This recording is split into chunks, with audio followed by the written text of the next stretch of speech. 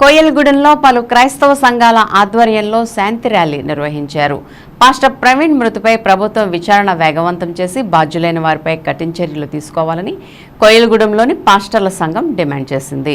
ప్రధాన వీధుల్లో ర్యాలీ నిర్వహించి కోయల్గూడెం పోలీస్ స్టేషన్లో ఫిర్యాదు చేసి అనంతరం మండల తహసీల్దార్కు వినతి పత్రాన్ని అందజేశారు. పాస్టర్ ప్రవీణ్ మృతికి కారకులైన వారిని కఠినంగా శిక్షించాలని వారు డిమాండ్ చేశారు.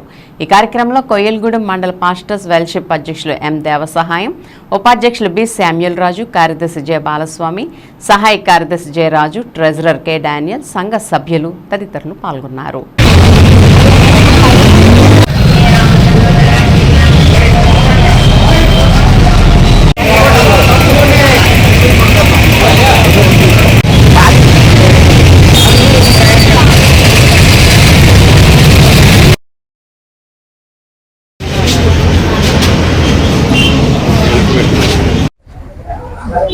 సెక్రటరీ గారు ప్రవీణ్ యేసుక్రీస్తులో మీ అందరినీ శాంతి మరియు ప్రేమతో శుభాశీస్సులు తెలియజేస్తా ఉన్నాం.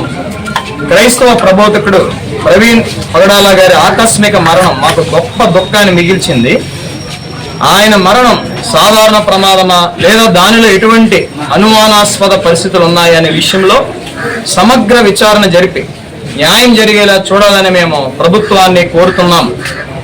ప్రవీణ్ గారు విద్యారంగంలో, సమాజంలో, విశ్వాసంలో గొప్ప సేవలు అందించారు. అలాంటి నిజాయితీ గల వ్యక్తి ఆకస్మాత్తుగా కన్నుమూయటం మా క్రైస్తవ సమాజాన్ని తీవ్రంగా కలిచివేసింది. ఈ విషయంలో నిజాలు వెలుగులోకి రావాలని, బాధిత కుటుంబానికి న్యాయం జరగాలని మేము కోరుకుంటున్నాం.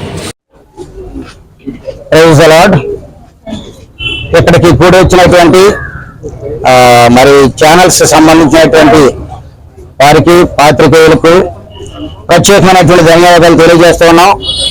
ఈ దేశంలో క్రైస్తవులు ఒక భాగస్వామిగా ఉన్నాం. ఈ దేశంలోనే మేము పుట్టాం, ఈ దేశంలోనే పెరుగుతూ ఉన్నాం, మా ఓటు హక్కు కూడా వినియోగించుకుంటూ ఉన్నాం.